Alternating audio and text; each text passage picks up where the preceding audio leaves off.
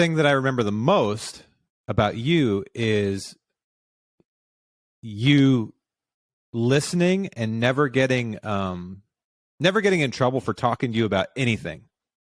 Even to this day, I can call you and talk to you about anything. Yeah. And that is, you couldn't put a price on that. To have a mother that's willing to listen and help you solve problems, but also just there is to be to provide comfort, you know. It was really what you did in staying home all those years and taking us to school. And I remember some days, Mom, you like hitting your dashboard and like, God damn it, life this is so hard. This is so stressful. You know, cars breaking down. We constantly had car problems, money problems, all kinds of problems. You know, you ended up losing Margie in a car accident, which we talked about in the last episode with my dad, which was unbelievably traumatic for you to lose your best friend. Yeah, I'm devastated. I'm still not at all to over this. it. Yeah. No, and you never will be. Yeah. But even through all that, you were the most supporting, loving, fun mother that I could have asked for. And I thank you for that. Well, thank you. Yeah. But why? Why were you so good to us? Because we were shits. No, you weren't shits. You were just little boys. That comes with the territory. I just made that decision when I was a little girl that when I had kids, I was going to be there for them. That was just because I had felt so alone. And so it was a conscious decision. I mean, my personality probably plays into it, but I mean, I made the decision that I didn't want you guys ever to feel like you couldn't tell me anything. So, I remember calling you. I remember several scenarios where this was the true test of that statement, right? Yeah. I remember one scenario where I got an MIP, which I don't even know if they still do this, but minor in possession of alcohol, right? Which is like at the time a super big deal. Like, you know, you feel like you're going to jail or something, but it ends up being like a nothing burger. But we got caught at a party drinking, and most of the kids like were either running out the back door or, you know, whatever.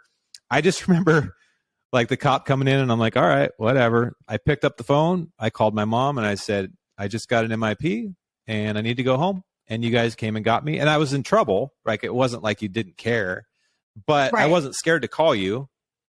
Well, actually, I didn't need to run away. The cop called me, woke me up. He did? I thought I called you. No, I talked to you on the call, but the cop called me.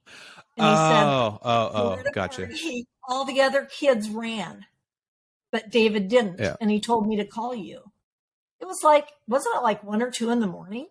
I had to wake the other kids up. Dad was gone, of course. I had to wake the other kids up, load them in the car, and come get you. And I don't think you were super afraid. I think you just got in the car and we talked about it. I mean, I wasn't afraid at all.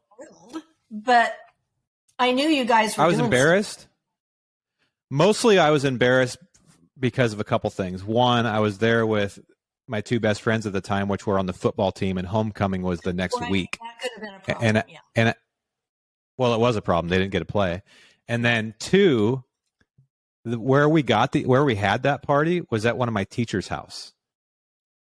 So I had to go to that class that next Monday with that teacher. And he obviously knew that we got busted. So that was a little awkward. Because his son was one of my friends and they were gone and whatever. But the other scenario I remember,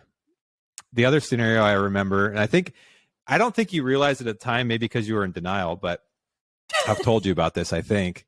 There was one day on lunch, I went and I smoked pot with one of my friends. And then I also ate brownies. Because I'd never done it before. Like, he just like, eat these brownies. I'm like, all right. And I remember I ate like a whole brownie and then I smoked some weed or whatever. And the next thing I know, I'm sitting in marine biology after lunch and literally the room is spinning upside down and everybody's faces are turning into demons, and like I am like hallucinating beyond measure. And I'll never forget, we were supposed to be like reading along in our books, right? And the teacher looked at me and goes, David, what do you think? And I looked down at my book, and my book was upside down. I was literally reading it upside down. And I just remember closing the book, and then like it's all in slow motion. Like I'm seeing like 70 hands and stuff. I walked out of the room, and I told the front desk that I was sick, and they called you, and you came and picked me up. And I just remember climbing into the back seat of your old Volvo, that piece of shit Volvo that you had that always broke down. And I fell asleep, and you took me home, and you never asked me one question about it, but you had to have known. I did. I didn't know what you'd done. I'm not saying that, but I knew you were screwed.